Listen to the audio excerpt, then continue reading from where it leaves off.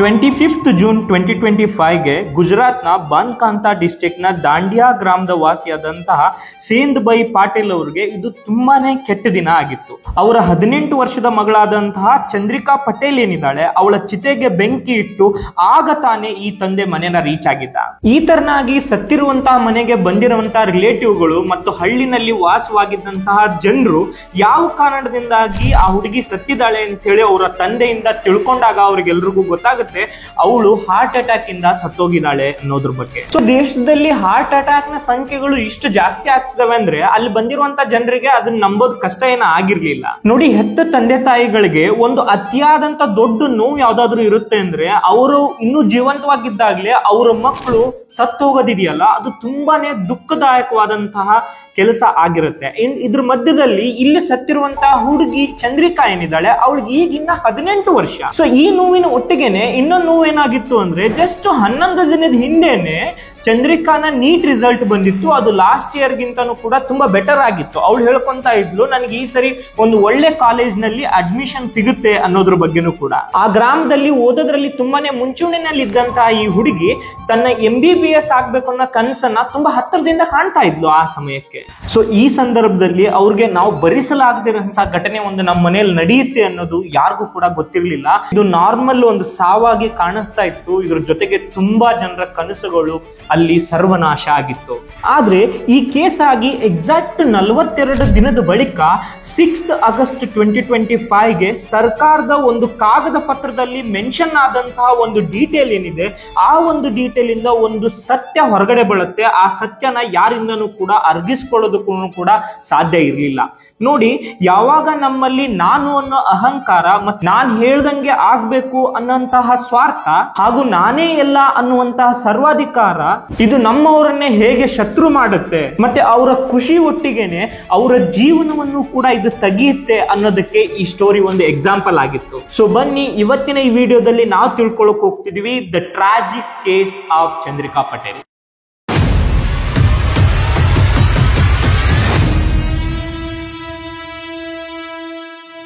ಪಾಲಂಪುರ್ bus stop ನಲ್ಲಿ ನಿಂತಿರುವಂತಹ ಚಂದ್ರಿಕಾ ಅವಳ ಒಂದು PG ರೀಚ್ ಆಗ್ಬೇಕು ಅನ್ನೋದಕ್ಕೋಸ್ಕರ ಒಂದು ಬಸ್ಗೋಸ್ಕರ ಬಸ್ ಸ್ಟಾಪ್ ನಲ್ಲಿ ವೇಟ್ ಮಾಡ್ತಾ ಇದ್ಲು. ಚಂದ್ರಿಕಾ ಪಾಲಂಪುರ್ಗೆ ಬಂದಿರೋ ಉದ್ದೇಶ ಏನು ಅಂದ್ರೆ ಅವಳು ಒಂದು ನೀಟ್ ಎಕ್ಸಾಮ್ ಪ್ರಿಪರೇಷನ್ ಗೋಸ್ಕರ ಬಂದಿದ್ಲು. ತನ್ನ ಕೋರ್ಸ್ ನ ಮುಗಿಸ್ಕೊಂಡು ರಿಟರ್ನ್ PGಗೆ ಹೋಗ್ಬೇಕು ಅನ್ನೋದಕ್ಕೋಸ್ಕರ ಬಸ್ ವೇಟ್ ಮಾಡ್ತಾ ಇದ್ಲು. ಸೊ ಎಷ್ಟೊತ್ತಾದ್ರೂ ಕೂಡ ಬಸ್ ಬರ್ದೇ ಇರೋ ಕಾರಣ, ಕತ್ಲಾಗ್ತಾ ಇರೋದ್ರಿಂದಾಗಿ ಅನಿವಾರ್ಯತೆ ಕಾರಣದಿಂದ ಯಾರ್ದಾದ್ರೂ ಲಿಫ್ಟ್ ತಗೊಂಡಾದ್ರೂ ಕೂಡ ಹತ್ರದಲ್ಲಿರುವಂತಹ PGಗಳು ರೀಚ್ ಆಗ್ಬೇಕಾಗಿತ್ತು. ಚಂದ್ರಿಕಾ ಲಿಫ್ಟ್ ಕೇಳಕ್ ಸ್ಟಾರ್ಟ್ ಮಾಡ್ತಿದ್ದಂಗೆನೆ ಅಲ್ಲಿಂದಾನೇ ಪಾಸ್ ಆಗ್ತಿದ್ದಂತಹ 23 ವರ್ಷದ ಹರೀಶ್ ಚೌಧರಿ ಏನಿದ್ದಾನೆ, ಆತ ಅದನ್ನ ನೋಡಿ ತನ್ನ ಗಾಡಿನ ನಿಲ್ಲಿಸ್ತಾನೆ. ಅವಾಗ ತನ್ನ ಸಿಚುವೇಶನ್ ಹೇಳ್ಕೊಂಡಿದ್ದಂತಹ ಚಂದ್ರಿಕಾಗೆ, ಓಕೆ ನಾನ್ ನಿಮ್ನ PG ಡ್ರಾಪ್ ಮಾಡ್ತೀನಿ ಅಂತ ಹೇಳಿ ಈ ಹರೀಶ್ ಚೌಧರಿ ಅವ್ರನ್ನ ಹತ್ತಿಸ್ಕೋತಾರೆ. ಅಂಡ್ ಅವ್ರನ್ನ ನೋಡಿದಾಗ ಈ ಚಂದ್ರಿಕಾಗ ಅನಿಸ್ತಾ ಇತ್ತು, ಈತ ಒಬ್ಬ ಒಳ್ಳೆ ಹುಡುಗ, ಸೇಫ್ ಪರ್ಸನ್ ಅಂತ ಅನ್ಸುತ್ತೆ ಅಂತ ಹೇಳಿ ಅವ್ರ ಜೊತೆಗೆ ಹೋಗಕ್ಕೆ ತಮ್ಮ ಜರ್ನಿ ಸ್ಟಾರ್ಟ್ ಮಾಡ್ತಾರೆ. ಆನ್ ದ ವೇ ಜರ್ನಿನಲ್ಲಿ ಹೋಗುವಾಗ ಅವ್ರಿಬ್ರಿಗೂ ಒಬ್ರಿಗೊಬ್ರು ಪರಿಚಯನೂ ಕೂಡ ಮಾಡ್ಕೊಂತಾರೆ. ಸೊ ಇವ್ರು ಒಬ್ರಿಗೊಬ್ರು ಮಾತಾಡ್ತಾ ಯಾವಾಗ್ಲೂ ನಮ್ಗಿಬ್ರಿಗೂ ಕೂಡ ಒಂದು ಹಳೆ ಕನೆಕ್ಷನ್ ಇದೆಯೇನೋ ಅಂತ ಅನ್ಸ್ಕೊಳಕ್ ಸ್ಟಾರ್ಟ್ ಮಾಡ್ತಾರೆ. ಬಿಕಾಸ್ ಏನಕ್ಕೆ ಅಂದ್ರೆ ಆ ಟೈಮ್ಗೆ ಹರೀಶ್ ಕೂಡ ಇವ್ರ ಜೊತೆಗೆ ಅಷ್ಟೇ ಪರ್ಸನಲ್ ಕನೆಕ್ಟ್ ಆಗಿದ್ದ. ಸೊ ಇದೇ ಕಾರಣ ಅನ್ಸುತ್ತೆ ಅವಳು PG ರೀಚ್ ಆದ್ಮೇಲೆ ಅವಳ ಮೊಬೈಲ್ ನಂಬರ್ ನ ಅವರಿಬ್ರು ಎಕ್ಸ್ಚೇಂಜ್ ಮಾಡ್ಕೋತಾರೆ. ಒಂದು ವಿಧಿ ಅನ್ನೋದು ನೋಡಿ, ಜಸ್ಟ್ ಒಂದು ಡ್ರಾಪ್ ಇಂದ ಸ್ಟಾರ್ಟ್ ಆದಂತಹ ಇವರಿಬ್ರು ಕಮ್ಯುನಿಕೇಶನ್ ಅಲ್ಲಿಗೆ ಸ್ಟಾಪ್ ಆಗ್ಲಿಲ್ಲ. ಮೊದ್ಲು ಚಾಟ್ ಮಾಡ್ತಿದ್ದಂತಹ ಇವರು ಆಮೇಲೆ ಕಾಲ್ ಮಾಡಿ ಮಾತಾಡ್ಲಿಕ್ಕೆ ಸ್ಟಾರ್ಟ್ ಮಾಡ್ತಾರೆ. ಮಾತಾಡ್ತಾ ಇದು ಒಂದು ಒಳ್ಳೆ ಸ್ನೇಹ ಆಗಿ ಕನ್ವರ್ಟ್ ಆಗುತ್ತೆ. ಆ ಸ್ನೇಹ ಒಂದು ಪ್ರೀತಿಯಾಗಿ ಎಸ್ಟಾಬ್ಲಿಷ್ ಆಗುತ್ತೆ. 18 ವರ್ಷದ ಚಂದ್ರಿಕಾ 23 ವರ್ಷದ ಹರೀಶ್ ಏನಿದ್ದಾರೆ, ಇವರಿಬ್ರು ಪ್ರೀತಿಯಲ್ಲಿ ಇರುವಾಗ ಹರೀಶ್ ತಮ್ಮ ಪಾಸ್ಟ್ ಲೈಫ್ ಬಗ್ಗೆನೂ ಕೂಡ ಕಂಪ್ಲೀಟ್ ಆಗಿ ಅವಳ ಹತ್ರ ಹೇಳ್ಕೊತಾನೆ. ಆಲ್ರೆಡಿ ನನಗೊಂದು ಮದುವೆ ಆಗಿ ನನಗೊಂದು ಮಗು ಕೂಡ ಇದೆ. ಬಿಕಾಸ್ ಆಫ್ ನಮ್ಮ ಪರ್ಸನಲ್ ರೀಸನ್ಸ್ ಇಂದ ನನ್ನ ಹೆಂಡತಿ ನಾನು ಒಟ್ಟಿಗೆ ಇಲ್ಲ, ನಾನು ನನ್ನ ಹೆಂಡತಿಯಿಂದ ಸಪರೇಟ್ ಆಗಿದ್ದೀನಿ ಅನ್ನೋದನ್ನು ಕೂಡ ಅವ್ನು ಹೇಳ್ಕೊಂಡಿದ್ದ. ಸೊ ಆತ ಹಾನೆಸ್ಟ್ ಆಗಿ ಹೇಳ್ಕೊಂಡಿದ್ರಿಂದಾಗಿ ಆತ ಪ್ರಾಂಪ್ಟ್ ಆಗಿದ್ದಾನೆ ಅನ್ನೋದು ಅಷ್ಟೇ ಅಲ್ಲದೇನೆ ಆತನ ಮೇಲೆ ಅಪಾರವಾದಂತಹ ನಂಬಿಕೆನೂ ಕೂಡ ಚಂದ್ರಿಕಾ ಇಟ್ಕೊಂಡಿದ್ರು. ಸೊ ಇದರಿಂದಾನೆ ಅವರಿಬ್ರು ಜಸ್ಟ್ ಪ್ರೀತಿಗೆ ಇದು ಸೀಮಿತವಾಗದೇನೆ ತಮ್ಮ ಜೀವನನೂ ಕೂಡ ಒಟ್ಟಿಗೆ ಕಳಿಬೇಕು ಅನ್ನೋ ನಿರ್ಧಾರನೂ ಕೂಡ ಮಾಡ್ಕೊಂಡಿದ್ರು. ಸೊ ಈ ಒಂದು ಕಮಿಟ್ಮೆಂಟ್ ಅಲ್ಲಿ ಅವರಿಬ್ರು ಕ್ಲೋಸ್ ಆಗ್ತಾ ಬರ್ತಾರೆ, ತುಂಬಾ ಓಡಾಡ್ಲಿಕ್ಕೆ ಸ್ಟಾರ್ಟ್ ಮಾಡ್ತಾರೆ. ಸೊ ಎಲ್ಲ ರೀಸನ್ ಇಂದ ಚಂದ್ರಿಕಾ ಆ ಟೈಮ್ ನಲ್ಲಿ ತುಂಬಾನೇ ಖುಷಿಯಾಗಿದ್ಲು. ಡೇ ಟೈಮ್ ನಲ್ಲಿ ಅವಳ ನೀಟ್ ಎಕ್ಸಾಮ್ಗಳು ಪ್ರಿಪೇರ್ ಆದ್ರೆ ಸಂಜೆ ಟೈಮ್ ನಲ್ಲಿ ಅವ್ರು ಹರೀಶ್ ಜೊತೆಗೆ ಟೈಮ್ ನ ಸ್ಪೆಂಡ್ ಮಾಡ್ತಾ ಇದ್ಲು. ಈ ಸಂದರ್ಭಕ್ಕೆ ಇವ್ರಿಗೆ ಯಾವುದೇ ಬೇರೆ ಯೋಚನೆಗಳು ಕೂಡ ಇರಲಿಲ್ಲ. ಅಂಡ್ ಮುಂದೆ ಬರುವಂತಹ ಅಚಾತುರದ ಸೂಚನೆಗಳು ಕೂಡ ಇರಲಿಲ್ಲ. ನೆಕ್ಸ್ಟ್ ನೆಕ್ಸ್ಟ್ 3 ತಿಂಗಳಾದ ಮೇಲೆ ಇಡೀ ಜೀವನವೇ ಸರ್ವನಾಶ ಆಗುತ್ತೆ ಅಂತ ಹೇಳಿ 3 ತಿಂಗಳ ನಂತರ 5th June 2025 ತುಂಬಾ ಟೆನ್ಷನ್ ಅಲ್ಲಿರುವಂತಹ ಚಂದ್ರಿಕಾ ಫ್ಯಾಮಿಲಿ ಪೊಲೀಸ್ ಸ್ಟೇಷನ್ಗೆ ಹೋಗಿ ತಮ್ಮ ಮಗಳು ಮಿಸ್ ಆಗಿದ್ದಾಳೆ ಅಂತ ಹೇಳಿ ಪೊಲೀಸ್ ಕಂಪ್ಲೇಂಟ್ ನ ಕೊಡ್ತಾ ಇದ್ದಾರೆ. ಹೆಂಗೋ ತಮ್ಮನ್ನ ತಾವು ಕಂಟ್ರೋಲ್ ಮಾಡಿಕೊಂಡು ಸೇಂದಾಬಾಯ್ ಪಾಟೀಲ್ ಚಂದ್ರಿಕಾ ಅವರ ತಂದೆ ಏನಿದ್ದಾರೆ ಅವ್ರು ಹೇಳ್ತಾರೆ, 1 ತಿಂಗಳ ಹಿಂದೆ ಎಕ್ಸಾಮ್ ಬರೆದು ಬಂದಂತಹ ನನ್ನ ಮಗಳು ಮನೆಯಲ್ಲೇ ಇದ್ಲು. ಅಂದ್ರೆ ನೀನು June 4th 2025ಗೆ ಅವಳು ಮನೆಯಿಂದ ಹೊರಗಡೆ ಹೋಗಿದ್ದಾಳೆ, ಬಟ್ ಆದ್ರೆ ಆಮೇಲೆ ಮನೆಗೆ ಬಂದಿಲ್ಲ, ಎಲ್ಲಿ ಹೋಗಿದ್ದಾಳೋ ಗೊತ್ತಿಲ್ಲ, ಪ್ಲೀಸ್ ನಮ್ಗೆ ಹುಡುಕ್ ಕೊಡಿ ಅಂತ ಹೇಳಿ ಮಿಸ್ಸಿಂಗ್ ಕಂಪ್ಲೇಂಟ್ ನ ಫೈಲ್ ಮಾಡ್ತಾರೆ. ಸೊ ಈ ಕಂಪ್ಲೇಂಟ್ ಕೊಡೋಕ್ಕಿಂತ ಮುಂಚೆನೆ ಅವಳ ಮೊಬೈಲ್ ಕೂಡ ಅವರು ಟ್ರೈ ಮಾಡಿದ್ದಾರೆ ಕಾಲ್ ಮಾಡಕ್ಕೆ, ಅಂಡ್ ಅವಳನ್ನ ರಿಲೇಷನ್ ಮನೆಯಲ್ಲೂ ಕೂಡ ಹುಡುಕಿದ್ದಾರೆ. ಮತ್ತೆ ಆ ಒಂದು ಮಾರ್ಕೆಟ್ ಆಗಿರ್ಬೋದು, ಅವಳು ಓಡಾಡ್ತಿದ್ದಂತಹ ಪ್ಲೇಸ್ ಗಳಾಗಿರ್ಬೋದು, ಫ್ರೆಂಡ್ಸ್ ಫ್ಯಾಮಿಲಿ ಎಲ್ಲಾ ಚೆಕ್ ಮಾಡಿನೇ ಆಮೇಲೆ ಅವ್ರು ಪೊಲೀಸ್ ಸ್ಟೇಷನ್ ಬಂದಿದ್ದಾರೆ. ಚಂದ್ರಿಕಾ ಅವರ ತಂದೆ ಸೇಂದಾಬಾಯ್ ಪಾಟೀಲ್ ಏನಿದ್ದಾರೆ ಊರಲ್ಲಿ ಒಂದು ಸರ್ಪಂಚ್ ಆಗಿರೋದ್ರಿಂದ, ಒಳ್ಳೆ ಹೆಸರು ಇರೋದ್ರಿಂದಾಗಿ ಅವಳನ್ನ ಕಿಡ್ನಾಪ್ ಮಾಡಿರುವಂತಹ ಚಾನ್ಸಸ್ ಇದೆ ಅನ್ನೋ ಕಾರಣಕ್ಕಾಗಿ ಪೊಲೀಸರು ಅವಳ ಮೊಬೈಲ್ ನ ಟ್ರ್ಯಾಕ್ ಮಾಡಿ ಅವಳನ್ನ ಹುಡುಕ್ಲಿಕ್ಕೆ ಸ್ಟಾರ್ಟ್ ಮಾಡ್ತಾರೆ. ಪೊಲೀಸರ ಈ ಕೆಲಸದಿಂದ ಅವ್ರಿಗೆ ಹೆಲ್ಪ್ ಕೂಡ ಆಗುತ್ತೆ. ಆನ್ ನೆಕ್ಸ್ಟ್ 2 days ಆದ್ಮೇಲೆ ಅವಳ ಮೊಬೈಲ್ ಕಡೆಯಿಂದ ಅವಳಿಗೆ ಸಿಗ್ನಲ್ ಸಿಗುತ್ತೆ, ಅವಳು ಗುಜರಾತ್ ನ ಅಹಮದಾಬಾದ್ ಅಲ್ಲಿ ಇದ್ದಾಳೆ ಅಂತ ಹೇಳಿ. ಒನ್ಸ್ ಅವ್ರಿಗೆ ಅಹಮದಾಬಾದ್ ಅಲ್ಲಿ ಇದ್ದಾಳೆ ಅಂತ ಹೇಳಿ ಅಲ್ಲಿಗೆ ಹೋದಂತಹ ಪೊಲೀಸರಿಗೆ ಅಲ್ಲಿಂದ ಮತ್ತೆ ಲೊಕೇಶನ್ ಬೇರೆ ಕಡೆಗೆ ತೋರಿಸ್ತಾ ಇರುತ್ತೆ. ಅಂಡ್ ಈ ಲೊಕೇಶನ್ ಸ್ವಲ್ಪ ಹೊತ್ತಿಗೆನೆ ಚೇಂಜ್ ಆಗ್ತಾನೂ ಕೂಡ ಇರುತ್ತೆ. ಪೊಲೀಸ್ ಹೋಗಿ ಅಲ್ಲಿಗೆ ರೀಚ್ ಆಗೋದ್ರೊಳಗಡೆನೆ ಅಂಡ್ ಸ್ವಲ್ಪ ಹೊತ್ತಿನ ನಂತರ ಅವಳ ಲೊಕೇಶನ್ ರಾಜಸ್ಥಾನದ ಉದಯ್ಪುರ್ ನಲ್ಲಿ ಕಾಣಿಸುತ್ತೆ. ಅಂಡ್ ಇದು ಉದಯ್ಪುರ್ಗೆ ಅಷ್ಟೇ ನಿಂತ್ಕೊಳ್ಳಲ್ಲ, ಉದಯ್ಪುರ್ ಸೆ ಉಜ್ಜೈನ್ ಅಲ್ಲಿ ಬರುತ್ತೆ, ಅಂಡ್ ಉಜ್ಜೈನ್ ಸೆ ಗ್ವಾಲಿಯರ್ ತೋರಿಸುತ್ತೆ, ಅಂಡ್ ಗ್ವಾಲಿಯರ್ ಇಂದ ಜೈಪುರ್ ತೋರಿಸ್ತಿರುತ್ತೆ. ಅಂಡ್ ಇದೇ ತರ June 10th ಗೆ ರಾಜಸ್ಥಾನದ ಬಾಲಾಯರ್ ನಲ್ಲಿ ತೋರಿಸುತ್ತೆ. ಸೊ ಇದಾದ್ಮೇಲೆ ಚಂದ್ರಿಕಾಳ ಮೊಬೈಲ್ ಏನಿದೆ ಸ್ವಿಚ್ ಆಫ್ ಆಗುತ್ತೆ, ಅಲ್ಲಿಗೆ ಅವ್ರ ಲೊಕೇಶನ್ ಟ್ರ್ಯಾಕ್ ಆಗಲ್ಲ. ಇದನ್ನೆಲ್ಲ ಅಬ್ಸರ್ವ್ ಮಾಡ್ತಿದ್ದಂತಹ ಪೊಲೀಸರು ಅವ್ರ ಅಣ್ಣನ ಕರ್ಕೊಂಡು 2 ಸ್ಕಾರ್ಪಿಯೋ ಕಾರ್ಗಳನ್ನ ತಗೊಂಡು ರಾಜಸ್ಥಾನದ ಬಾಲಾಸಾರ್ನ ಒಂದು ರೆಸಾರ್ಟ್ ಗೆ ಬಂದು ಅಲ್ಲಿ ಅವಳನ್ನ ಸರ್ಚ್ ಮಾಡಕ್ ಸ್ಟಾರ್ಟ್ ಮಾಡ್ತಾರೆ. ಬಟ್ ಚಂದ್ರಿಕನ್ನ ಒಂದು ಹುಡುಗನ ಜೊತೆಗೆ ನೋಡಿದಂತ ಹೀರಾಬಾಯಿ ಚಂದ್ರಿಕಾಳ ಅಣ್ಣ ಏನಿದ್ದಾನೆ ಅವನು ತುಂಬಾ ಸಿಟ್ ಆಗ್ತಾನೆ. ಬಟ್ ಏನ್ ಮಾಡಕ್ ಆಗಲ್ಲ, ಅವ್ರಿಬ್ರು ಮೇಜರ್ ಆಗಿರೋದ್ರಿಂದಾಗಿ ಅವ್ರ ಇಬ್ರು ಮೊಬೈಲ್ ಕೂಡ ಅಲ್ಲಿ ಕಲೆಕ್ಟ್ ಮಾಡ್ಕೊಂತಾರೆ. ಮತ್ತೆ ಒಬ್ಬರನ್ನ ಒಂದು ಸ್ಕಾರ್ಪಿಯೋ ಕಾರ್ ನಲ್ಲಿ, ಇನ್ನೊಬ್ಬರನ್ನ ಒಂದು ಸ್ಕಾರ್ಪಿಯೋ ಕಾರ್ ನಲ್ಲಿ ಕೂರಿಸ್ಕೊಂಡು ಅವರ ಲೋಕಲ್ ಪೊಲೀಸ್ ಸ್ಟೇಷನ್ ಗೆ ಕರ್ಕೊಂಡು ಹೊರಡ್ತಾರೆ. ಅಂಡ್ ಈ ಒಂದು ಹರೇಶ್ ಏನಿದ್ದಾರೆ ಅವ್ರನ್ನ ಪೊಲೀಸ್ ಸ್ಟೇಷನ್ ನಲ್ಲೇ ಇಟ್ಕೋತಾರೆ. ಅಂಡ್ ಒಂದು ಡ್ರೈ ಸ್ಟೇಟ್ ಆಗಿರೋದ್ರಿಂದಾಗಿ ಗುಜರಾತ್ ನಲ್ಲಿ ಲಿಕ್ಕರ್ ನ ಮಾರಾಟ ಮಾಡೋದಾಗ್ಲಿ ಅಥವಾ ಕನ್ಸ್ಯೂಮ್ ಮಾಡೋದಾಗ್ಲಿ 2 ಕಾನೂನಿನ ಪ್ರಕಾರ ಅಪರಾಧ ಆಗಿರೋದ್ರಿಂದಾಗಿ ಸ್ವಲ್ಪ ವರ್ಷಗಳ ಹಿಂದೆ ಆಲ್ರೆಡಿ ಹರೇಶ್ ಮೇಲೆ ಇದ್ದಂತ ಕೇಸ್ ನ ರೀಓಪನ್ ಮಾಡಿ ಆತನನ್ನ ಜೈಲಿಗೆ ಹಾಕ್ತಾರೆ. ಅಂಡ್ ನೆಕ್ಸ್ಟ್ ಡೇ ಚಂದ್ರಿಕಾನ ಪೊಲೀಸ್ ಸ್ಟೇಷನ್ ಕರ್ಕೊಂಡ್ ಬಂದಾಗ ಚಂದ್ರಿಕಾ ಸ್ಟೇಟ್ಮೆಂಟ್ ಕೊಡ್ತಾರೆ ಏನಂತ ಹೇಳಿ, ಇಲ್ಲ ನಾನು ನನ್ನ ಫ್ಯಾಮಿಲಿ ಜೊತೆಗೆ ಇರಕ್ ಇಷ್ಟಪಡ್ತೀನಿ, ನಾನು ಹರೇಶ್ ಜೊತೆಗೆ ಇರಕ್ ಇಷ್ಟ ಇಲ್ಲ ಅಂತ ಹೇಳಿ. ಸೊ ಆ ಒಂದು ಸ್ಟೇಟ್ಮೆಂಟ್ ನ ತಗೊಂಡು ಪೊಲೀಸರು ಆ ಕೇಸ್ ನ ಅಲ್ಲಿಗೆ ಕ್ಲೋಸ್ ಮಾಡ್ತಾರೆ. ಸೊ ಆ ಸಮಯಕ್ಕೆ ಯಾರು ಕೂಡ ಯೋಚನೆ ಮಾಡ್ಲಿಲ್ಲ ಎಷ್ಟು ಈಸಿಯಾಗಿ ನಾವ್ ಈ ಕೇಸ್ ನ ಕ್ಲೋಸ್ ಮಾಡಿದೀವಿ, ಇದು ಒಂದು ದಿನ ನಮ್ಮೆಲ್ರಿಗೂ ಸುನಾಮಿ ತರ ಎದ್ದು ಬರುತ್ತೆ, ನಮ್ಮೆಲ್ಲರ ಜೀವನನೂ ಕೂಡ ನರಕಕ್ಕೆ ತಗೊಂಡು ಹೋಗುತ್ತೆ ಅಂತ ಹೇಳಿ. 21st June 2025ಗೆ ಜೈಲಿಂದ ಬೇಲ್ ಮೇಲೆ ಹೊರಗಡೆ ಬಂದಂತಹ ಹರೇಶ್ ಏನಿದ್ದಾನೆ ತನ್ನ ವಕೀಲರ ಸಹಾಯದಿಂದಾಗಿ ಹೈಕೋರ್ಟ್ ಅಲ್ಲಿ ಹೇಬಿಯಸ್ ಕಾರ್ಪೊರೇಟ್ ಪಿಟಿಷನ್ ನ ಸೈನ್ ಮಾಡ್ತಾನೆ. ಈ ಪಿಟಿಷನ್ ಏನ್ ಇನ್ಶೂರ್ ಮಾಡುತ್ತೆ ಅಂದ್ರೆ ಒಬ್ಬ ಪರ್ಸನ್ ನ ಫಂಡಮೆಂಟಲ್ ರೈಟ್ಸ್ ಏನಿದೆ ಅದನ್ನ ನಾವು ಕಿತ್ಕೋಬಾರ್ದು ಅನ್ನೋದ್ರ ಬಗ್ಗೆ ತಿಳಿಸುತ್ತೆ. ಸೊ ಇದನ್ನ ಸಿಂಪಲ್ ಆಗಿ ಹೇಳ್ಬೇಕು ಅನ್ನೋದಾದ್ರೆ ಹರ್ಷಲ್ ಏನ್ ಮಾಡ್ತಾರೆ, ನನಗೆ ಅನ್ಯಾಯ ಆಗಿದೆ, ಕಾನೂನು ಪ್ರಕಾರ ನಾನು ನಡ್ಕೊಂಡಿದ್ರು ಕೂಡ ನನ್ನ ಫಂಡಮೆಂಟಲ್ ರೈಟ್ಸ್ ನ ಕಿತ್ಕೊಂಡಿದ್ದಾರೆ ಅಂತ ಹೇಳಿ ಅವ್ರು ಪಿಟಿಷನ್ ಹಾಕಿರ್ತಾರೆ. ಅಂಡ್ ಹೇಬಿಯಸ್ ಕಾನೂನದ್ ಏನಿದೆ ಕಾನೂನಲ್ಲಿ ಇದು ತುಂಬಾನೇ ಸ್ಟ್ರಿಕ್ಟ್ ಆಗಿದೆ. ಏನಂದ್ರೆ ನೀವು ಯಾವುದೇ ಒಬ್ಬ ಪರ್ಸನ್ ನ ಅರೆಸ್ಟ್ ಮಾಡಿದೀರಾ ಅಂದ್ರೆ ಅವನಿಗೆ ರೀಸನ್ ಏನಿದೆ, ಅವ್ನ ಅರೆಸ್ಟ್ ಮಾಡಕ್ ನಿಮ್ಮ ಹತ್ರ ಏನ್ ಸಾಕ್ಷಿಗಳಿದಾವೆ ಅವೆಲ್ಲದನ್ನು ಕೋರ್ಟ್ ಮುಂದೆ ತಗೊಂಡ್ಬಂದು ನೀವು ಸಾಬೀತು ಪಡಿಸಬೇಕು. ಇಲ್ಲ ಅಂದ್ರೆ ಪೊಲೀಸರ ಮೇಲೂ ಕೂಡ ತುಂಬಾ ಸ್ಟ್ರಿಕ್ಟ್ಲಿ ಆಕ್ಷನ್ ನ ಕೋರ್ಟ್ ತಗೊಳುತ್ತೆ. ಸೊ ಹರೀಶ್ ಕೊಟ್ಟಿದ್ದಂತಹ ಎಲ್ಲಾ ಡಾಕ್ಯುಮೆಂಟ್ ಗಳನ್ನ ಅಬ್ಸರ್ವ್ ಮಾಡಿದಂತಹ ಹೈಕೋರ್ಟ್ ಏನಿದೆ ಆ ಟೈಮ್ ನಲ್ಲಿ ಅದನ್ನ ಅಪ್ರೂವ್ ಮಾಡೋದಷ್ಟೇ ಅಲ್ಲದೆ ನೆಕ್ಸ್ಟ್ 5 days ಆದ್ಮೇಲೆ ಹೆರಿಂಗ್ ಡೇಟ್ ಕೂಡ ಕೊಡ್ತಾರೆ. ಈ ಸಂದರ್ಭಕ್ಕೆ ನಾನು ಮತ್ತೆ ಚಂದ್ರಿಕಾನ ಮೀಟ್ ಆಗ್ತೀನಿ ಅಂತ ಹೇಳಿ ಏನು ಹರೀಶ್ ಕಾಯ್ತಾ ಕೂತಿದ್ರು, ಅವ್ರ ಎಲ್ಲಾ ಕನಸುಗಳನ್ನ ಮಣ್ಣು ಮಾಡ್ಲಿಕ್ಕೆ ಅವರ ಅಪೋಸಿಟ್ ಲಾಯರ್ ತಗೊಂಡ್ಬಂದ್ ಕೊಟ್ಟಂತಹ ಚಂದ್ರಿಕಾನ ಡೆತ್ ಸರ್ಟಿಫಿಕೇಟ್ ಏನಿದೆ ಅದನ್ನ ಕೇಳಿ ಹಾರ್ಟ್ ಅಟ್ಯಾಕ್ ಆಗಿ ಅವಳು ಸತ್ತೋಗಿದ್ದಾಳೆ ಅಂತ ಹೇಳಿ ಡೆತ್ ಸರ್ಟಿಫಿಕೇಟ್ ತಗೊಂಡ್ಬಂದು ಕೋರ್ಟ್ ಅಲ್ಲಿ ಸಬ್ಮಿಟ್ ಮಾಡಿದಾಗ ಹರೀಶ್ ಶಾಕ್ ಆಗಿ ಹೋಗಿತ್ತು. ಸೊ ಯಾವಾಗ ಒಂದು ಡೆತ್ ಸರ್ಟಿಫಿಕೇಟ್ ಕೋರ್ಟಿಗೆ ಬರುತ್ತೆ ಅದನ್ನ ವ್ಯಾಲಿಡ್ ಡಾಕ್ಯುಮೆಂಟ್ ಅಂತ ಕನ್ಸಿಡರ್ ಮಾಡಿದಂತಹ ಕೋರ್ಟ್ ಆ ಒಂದು ಕೇಸ್ ನ ಅಲ್ಲಿಗೆ ಕ್ವಾಶ್ ಮಾಡುತ್ತೆ.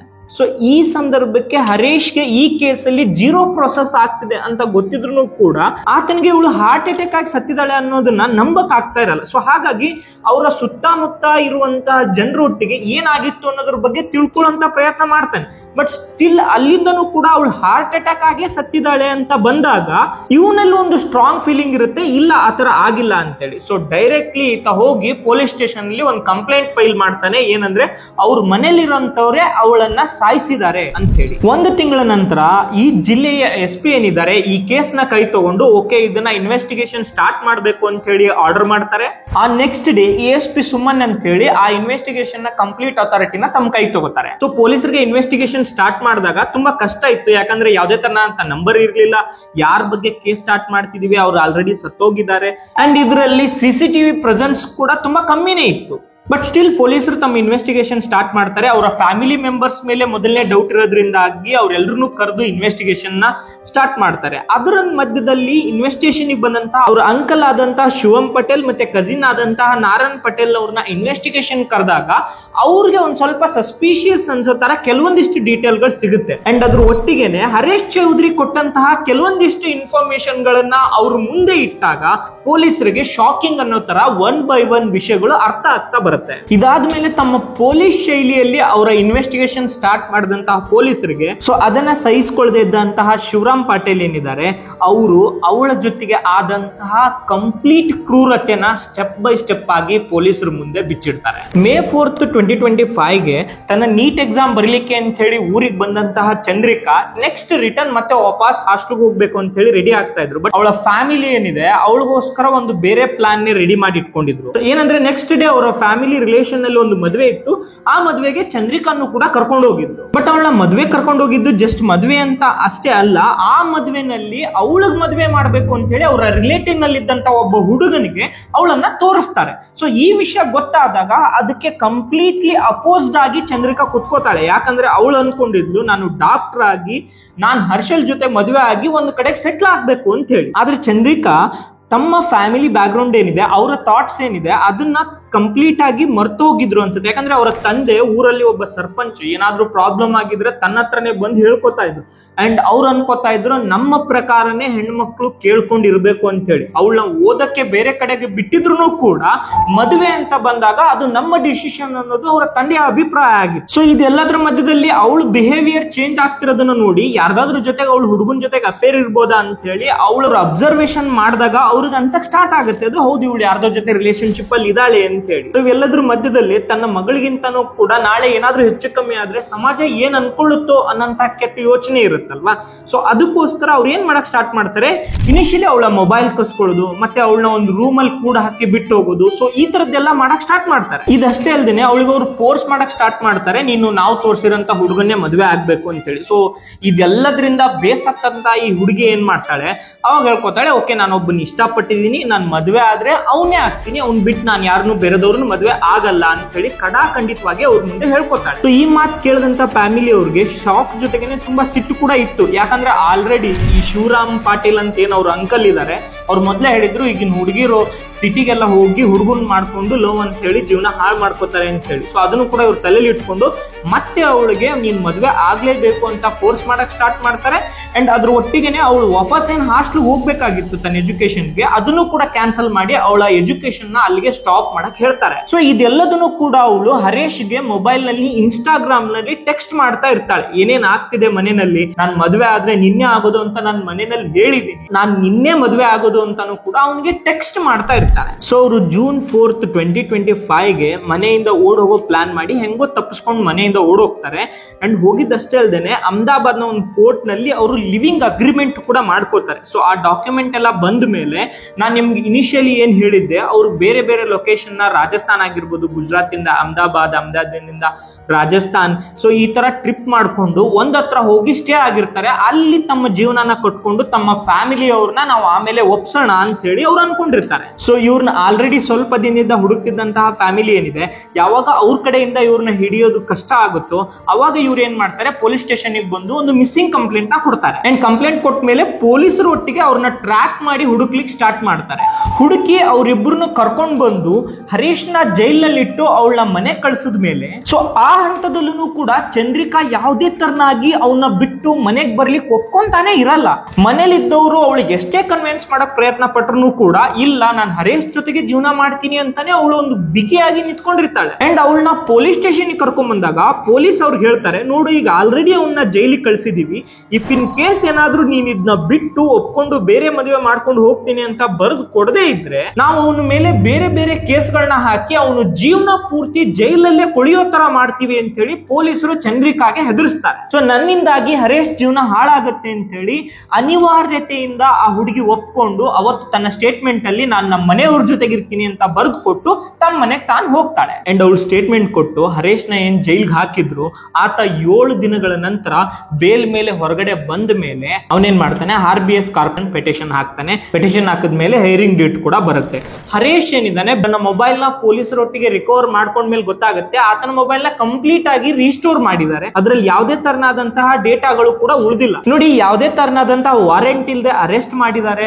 ಅಂಡ್ ಆಲ್ಸೋ ಆತನ ಪ್ರೈವೇಟ್ ಪ್ರಾಪರ್ಟಿನ ಸೀಸ್ ಮಾಡಿದ್ದಾರೆ. ಅಂಡ್ ಓಕೆ, ಸೀಸ್ ಮಾಡಿದ್ದಾರೆ ಅಂದ್ರೂ ಕೂಡ ರೈಟ್ ಟು ಪ್ರೈವೇಸಿ ಪ್ರಕಾರ ಆತನ ಮೊಬೈಲ್ ಒಳಗಡೆ ಇದ್ದಂತಹ ಡೇಟಾನು ಕೂಡ ಡಿಲೀಟ್ ಮಾಡಿದ್ದಾರೆ. ಸೊ ಇಲ್ಲಿ ಪೊಲೀಸರು ಕಾನೂನು ವ್ಯವಸ್ಥೆನಲ್ಲಿ ಏನ್ ಕೆಲಸ ಮಾಡಬೇಕು ಅದಕ್ಕಿಂತ ಹೆಚ್ಚಾಗಿ ಅವ್ರಿಗೆ ಬರ್ತಿರುವಂತ ಇನ್ಫ್ಲೂಯೆನ್ಸ್ ಏನಿದೆ, ಚಂದ್ರಿಕಾ ಅವರ ತಂದೆ ಸೇಂದಾಬಾಯಿ ಪಾಟೀಲ್ ಅವ್ರ ಕಡೆಯಿಂದ ಅವ್ರ ಮಾತನ್ನೇ ಹೆಚ್ಚಾಗಿ ಇವರು ಫಾಲೋ ಮಾಡ್ತಾ ಇರ್ತಾರೆ. ಒಂದ್ಸ ಆತನ ಕೈ ಮೊಬೈಲ್ ಸಿಕ್ಕ ಮೇಲೆ ಆತ ಇನ್ಸ್ಟಾಗ್ರಾಮ್ ಡೌನ್ಲೋಡ್ ಮಾಡ್ಕೊಂಡು ಮತ್ತೆ ಅವಳ ಕಾಂಟ್ಯಾಕ್ಟ್ ಮಾಡ್ಲಿಕ್ಕೆ ಟ್ರೈ ಮಾಡ್ತಾನೆ. ಬಟ್ ಆ ಮೂಮೆಂಟ್ ಗೆ ಅವಳು ಆಲ್ರೆಡಿ ತುಂಬಾ ಮೆಸೇಜ್ ಗಳನ್ನ ಅವನಿಗೆ ಕಳಿಸಿದ್ಲು. ಏನಂತ, ನನ್ನ ಮನೆಯಲ್ಲಿ ನನಗೆ ಮದುವೆ ಮಾಡ್ಲಿಕ್ಕೆ ನೋಡ್ತಿದ್ದಾರೆ, ತುಂಬಾ ಫೋರ್ಸ್ ಮಾಡ್ತಾ ಇದ್ದಾರೆ, ತುಂಬಾ ಹೊಡಿತಿದ್ದಾರೆ ಅಂತ ಹೇಳಿ ತುಂಬಾ ಮೆಸೇಜಸ್ ಗಳನ್ನ, ಟೆಕ್ಸ್ಟ್ ಮೆಸೇಜ್ ಗಳನ್ನ ಅವಳು ಮಾಡಿದ್ಲು. ಯಾವಾಗ ಹರೇಶ್ ಹೇಬಿಯಸ್ ಪಿಟಿಷನ್ ಕೇಸ್ ಹಾಕ್ತಾರೆ, ಸೊ ಆ ನೋಟಿಸ್ ಅನ್ನ ಪೊಲೀಸರು ಸರ್ವ್ ಮಾಡ್ಲಿಕ್ಕೋಸ್ಕರ ಚಂದ್ರಿಕಾ ಅವ್ರ ಮನೆಗೆ ಹೋಗಿ ಆ ಒಂದು ಪೆಟಿಷನ್ ಕೊಟ್ಟಿರ್ತಾರೆ. ಸೊ ಆ ಒಂದು ಪೆಟಿಷನ್ ನ ನೋಟಿಸ್ ಅಲ್ಲಿ ಇರುತ್ತೆ, ನೀವು ನೆಕ್ಸ್ಟ್ ಹಿಯರಿಂಗ್ ಅಲ್ಲಿ ನಿಮ್ಮ ಮಗಳನ್ನ ಕರ್ಕೊಂಡ್ ಬಂದು ಸ್ಟೇಟ್ಮೆಂಟ್ ನ ಕೋರ್ಟ್ ಅಲ್ಲಿ ಕೊಡ್ಬೇಕಾಗತ್ತೆ ಅಂತ ಹೇಳಿ. ಸೊ ಇದನ್ನ ನೋಡಿದಂತ ಸಂದಾಬಾಯಿ ಪಾಟೀಲ್ ಅವ್ರಿಗೆ ಶಾಕ್ ಆಗುತ್ತೆ. ಯಾಕಂದ್ರೆ ತಮ್ಮ ಮಗಳನ್ನ ಕೋರ್ಟ್ ಒಳಗಡೆ ಹೋಗಿ ಏನಾದ್ರು ಸ್ಟೇಟ್ಮೆಂಟ್ ಕೊಡ್ಸಿದ್ರೆ ಅವಳು ನಿಜವಾಗ್ಲೂ ಕೂಡ ಹರೇಶ್ ನ ಪರವಾಗಿನೇ ಕೊಡ್ತಾಳೆ, ಅವನ ಜೊತೆಗೆ ಇರ್ತೀನಿ ಅಂತಾನೆ ಅವಳಲ್ಲಿ ಹೇಳ್ತಾಳೆ ಅನ್ನೋದ್ರ ಬಗ್ಗೆ ಇವ್ರಿಗೆ ತುಂಬಾ ಕ್ಲಿಯರ್ ಆಗಿ ಗೊತ್ತಿತ್ತು. ಸೊ ಹಾಗಾಗಿ ಇವರು ಒಂದು ಪ್ಲಾನ್ ಮಾಡ್ತಾರೆ. ಏನಂದ್ರೆ ಅವಳಿಗೆ ಕೊನೆಯದಾಗಿ ಲಾಸ್ಟ್ ಆಗಿ ನಾವೊಂದು ಆಪ್ಷನ್ ಹೇಳೋಣ. ಮೊದಲನೇದು, ಅವಳು ಬೇರೆದವನ್ನ ಮದುವೆ ಆಗ್ಬೇಕು, ಒಪ್ಕೊಂಡು ಏನು ಸಮಸ್ಯೆ ಇಲ್ಲದೆ ನಾನು ನಿಮ್ ಜೊತೆಗೆ ಇರ್ತೀನಿ ಅಂತ ಹೇಳಿ ಒಪ್ಕೋಬೇಕು. ಇಲ್ಲ ಅಂತಂದ್ರೆ ಅವಳನ್ನ ನಾವು ಸಾಯಿಸೋಣ. ಸಾಂದಾಬಾಯಿ ಅವರೊಟ್ಟಿಗೆ ಅವರ ತಮ್ಮ ಆದಂತಹ ಶಿವರಾಮ್ ಪಾಟೀಲ್ ಕೂಡ ಕರ್ಕೋತಾರೆ. ಶಿವರಾಮ್ ಪಾಟೀಲ್ ಅವರ ಮಗನಾದಂತಹ ನಾರನ್ ಪಾಟೀಲ್ ಅವ್ರನ್ನು ಕೂಡ ಕರ್ಕೋತಾರೆ. ಇವರು 3 ಜನ ಸೇರ್ಕೊಂಡು ಅವಳನ್ನ ಕೂರಿಸ್ಕೊಂಡು ಮಾತಾಡ್ಲಿಕ್ಕೆ ಸ್ಟಾರ್ಟ್ ಮಾಡ್ತಾರೆ. ಸೊ ಆ ಹಂತದಲ್ಲೂ ಕೂಡ ಇವರು ರಾಕ್ಷಸರ ತರ ಅವಳ ಜೊತೆಗೆ ನಡ್ಕೋತಾ ಇದ್ರು ಕೂಡ ಆ ಮೂಮೆಂಟ್ಗೂ ಅವಳು ಹೇಳ್ತಾಳೆ, ಇಲ್ಲ ನಾನು ಹರೇಶ್ನೇ ಮದುವೆ ಆಗೋದು, ನಾನು ಕೋರ್ಟ್ ಅಲ್ಲಿ ಇದೇ ತರ ಮಾತಾಡ್ತೀನಿ ಅಂತ ಹೇಳಿ. ಸೊ ಇವ್ರು ಅನ್ಕೊಂಡಿದ್ದಂತಹ ಪ್ಲಾನ್ಗೆ ವ್ಯತಿರಿಕ್ತವಾಗಿ ಇವಳು ನಡ್ಕೋತಿದ್ದಾಳೆ ಅನ್ನೋದನ್ನ ಸಹಿಸ್ಕೊಳ್ಳದೆ ಇರೋಂತಹ ಇವರು ಅವಳಿಗೆ ಗೊತ್ತಿಲ್ಲದೇನೆ ಅವಳು ತಿಂತಿರುವಂತಹ ಊಟದಲ್ಲಿ ವಿಷ ಹಾಕಿರ್ತಾರೆ. ಒನ್ಸ್ ಅವಳು ಆ ಊಟ ಮಾಡಿದ ತಕ್ಷಣ ಅನ್ಕಾನ್ಶಿಯಸ್ ಆಗ್ತಾಳೆ. ಅನ್ಕಾನ್ಶಿಯಸ್ ಆದಂತಹ ಅವಳನ್ನ ಅವಳದ್ದೇ ಬೆಡ್ರೂಮ್ ಒಳಗಡೆ ಕರ್ಕೊಂಡು ಹೋಗಿ ಅವಳ ಕುತ್ತಿಗೆಗೆ ಹಗ್ಗ ಬಿಗಿದು ಅಲ್ಲಿರುವಂತಹ ಪ್ಯಾನ್ ಗೆ ಅವಳನ್ನ ನೇತು ಹಾಕ್ತಾರೆ. 24th ಜೂನ್ 2025 ನೈಟ್ ಗೆ ಸುಮಾರು 1:30-2 ಗಂಟೆ ಅಷ್ಟೊತ್ತಿಗೆ ಇವರು ಅವಳನ್ನ ಸಾಯಿಸಿ ನೇಣು ಹಾಕಿ ಅವಳು ಸತ್ತೋಗಿದ್ದಾಳೆ ಅಂತ ಹೇಳಿ ಬೆಳಗಿನ ಜಾವ next day morning 25th June 2025 ಗೆ ಅವಳು ಸತ್ತೋಗಿದ್ದಾಳೆ ಅಂತ ಹೇಳಿ ಅವ್ರ ಮನೆಯಲ್ಲಿ ಆ ವಿಷಯನ ತಿಳಿಸ್ತಾರೆ. ಸೊ ಇವಳು ನೇಣು ಹಾಕೊಂಡಿದ್ದಾಳೆ ಅನ್ನುವಂಥದ್ದು ಮನೇಲಿದ್ದವ್ರನ್ನ ನಂಬಿಸೋಕಾಗಿದ್ದ ಪ್ಲಾನ್ ಆಗಿದ್ರೆ ಅಂಡ್ ಇದನ್ನ ತುಂಬಾ ಜನರಿಗೆ ಗೊತ್ತಾಗಬಾರ್ದು, ಫ್ರೆಂಡ್ಸ್ ರಿಲೇಟಿವ್ಸ್ ಬಂದ್ರೆ ಸಮಸ್ಯೆ ಆಗುತ್ತೆ ಅಂತ ಹೇಳಿ ಬೆಳಗಿನ ಜಾವ 4 ಗಂಟೆಯಿಂದ 4:15 ಆಲ್ರೆಡಿ ಅವಳ ಬಾಡಿನ ಸುಟ್ಟು ಅವಳ ಅಂತಿಮ ಸಂಸ್ಕಾರನೂ ಕೂಡ ಇವರು ಮುಗಿಸಿರ್ತಾರೆ. ತನಗಿರುವಂತಹ ಕನೆಕ್ಷನ್ ಗಳಿಂದ ಸೇಂದಾಬಾಯಿ ಅವಳ ಮಗಳನ್ನ ಡೆತ್ ಸರ್ಟಿಫಿಕೇಟ್ ಕೂಡ ತಗೊಂಡಿದ್ದ. ಇದನ್ನ ಶಿವರಾಮ್ ಮತ್ತೆ ನಾರಾಯಣ್ ಪಟೇಲ್ ಕನ್ಫ್ಯೂಸ್ ಮಾಡ್ಕೊಂಡ್ಮೇಲೆ ಪೊಲೀಸರು ತನ್ನ ಅರೆಸ್ಟ್ ಮಾಡ್ತಾರೆ ಅಂತ ಹೇಳಿ ಮನೆಯಿಂದ ಎಸ್ಕೇಪ್ ಆಗಿನೂ ಕೂಡ ಆತ ಹೋಗಿದ್ದ. ಅಂಡ್ ಟಿಲ್ ಟುಡೇ ಚಂದ್ರಿಕಾ ಅವರ ತಂದೆ ಸೇಂದಾಬಾಯಿ ಪಾಟೀಲ್ ಏನಿದ್ದಾರೆ ಅವ್ರು ಸಿಕ್ಕಿಲ್ಲ, ಅವ್ರನ್ನ ಇನ್ನೂ ಕೂಡ ಹುಡುಕ್ತಾ ಇದ್ದಾರೆ. ಅಂಡ್ ಅದ್ರ ಒಟ್ಟಿಗೆನೆ ಈ 18 ವರ್ಷದ ಹುಡುಗಿಯ ಸಾವಿಗೆ ಅವ್ರ ಫ್ಯಾಮಿಲಿ ಎಷ್ಟರ ಮಟ್ಟಿಗೆ ಕಾರಣ ಅಲ್ವಾ, ಅಷ್ಟೇ ಕಾರಣ ಈಕ್ವಲ್ ಆಗಿ ನನಗನ್ಸುತ್ತೆ ಪೊಲೀಸ್ ಡಿಪಾರ್ಟ್ಮೆಂಟ್ ಕೂಡ ಕಾರಣ ಅಂತ ಹೇಳಿ. ಅಂಡ್ ಈ ಒಂದು ಕೇಸ್ ನ ಇನಿಷಿಯಲಿ ಏನ್ ಹ್ಯಾಂಡಲ್ ಮಾಡಿದ್ರಲ್ವಾ ಅವ್ರ ಮೇಲೂ ಕೂಡ ಇನ್ವೆಸ್ಟಿಗೇಷನ್ ಅನ್ನೋದು ನಡೀತಾ ಇದೆ. ನೆಕ್ಸ್ಟ್ ಏನಾದ್ರು ಟ್ರೆಮೆಂಡಸ್ ಅಪ್ಡೇಟ್ ಅನ್ನೋದು ಏನಾದ್ರು ಇದ್ರೆ ಡೆಫಿನೆಟ್ಲಿ ಅದ್ರ ಬಗ್ಗೆನೂ ಕೂಡ ತಿಳಿಸುವಂತಹ ಪ್ರಯತ್ನ ಮಾಡ್ತೀವಿ. ನೋಡಿ, ಇಲ್ಲಿ ಅವ್ರಿಬ್ಬರಿಗೂ ಕೂಡ 18 ವರ್ಷದ ಮೇಲ್ಪಟ್ಟಂತಹ ಏಜ್ ನವರಾಗಿದ್ರು. ಅದ್ರ ಒಟ್ಟಿಗೆನೆ ಅವರು ಜೊತೆಗೆ ಒಂದು ಲಿವಿಂಗ್ ಅಗ್ರಿಮೆಂಟ್ ಸರ್ಟಿಫಿಕೇಟ್ ಕೂಡ ಇತ್ತು ಅವ್ರ ಹತ್ರ. ಅಂಡ್ ಪೊಲೀಸರು ಇದನ್ನ ತುಂಬಾ ಮೆಚೂರ್ ಆಗಿ ಹ್ಯಾಂಡಲ್ ಮಾಡಬಹುದಾಗಿತ್ತು. ಆ ಒಂದು 18 ವರ್ಷದ ಹುಡುಗಿಯ ಸಾವು ತುಂಬಾ ದೊಡ್ಡ ಅನ್ಯಾಯ ಅಂತಾನೆ ಹೇಳ್ಬಹುದು. ಸೊ ಅಂಡ್ ಇದೇ ತರನಾದಂತಹ ಬೇರೆ ಬೇರೆ ಕೇಸ್ಗಳೊಟ್ಟಿಗೆ ನಿಮ್ ಮುಂದೆ ಮತ್ತೆ ಬರ್ತೀವಿ. ಅಂಡ್ ಯಾರೆಲ್ಲ ಇಲ್ಲಿವರೆಗೂ ಈ ವಿಡಿಯೋನ ವಾಚ್ ಮಾಡಿದಿರಿ, ದಯವಿಟ್ಟು ನಮ್ಮ ಒಂದು ಚಾನೆಲ್ ನ ಸಬ್ಸ್ಕ್ರೈಬ್ ಮಾಡಿ. ಸೊ ನೀವು ಮಾಡಂತ ಒಂದ್ ಸಬ್ಸ್ಕ್ರೈಬ್ ಇಂದಾಗಿ ನೆಕ್ಸ್ಟ್ ನಾವು ಮತ್ತೆ ಇದೇ ತರನಾದಂತಹ ಬೇರೆ ಬೇರೆ ವಿಡಿಯೋಗಳನ್ನ ಮಾಡ್ಲಿಕ್ಕೆ ಒಂದು ಉತ್ಸಾಹ ಇರುತ್ತೆ. ಸೊ ನೆಕ್ಸ್ಟ್ ವಿಡಿಯೋನಲ್ಲಿ ಮತ್ತೆ ಸಿಗೋಣ. Thank you so much. Bye.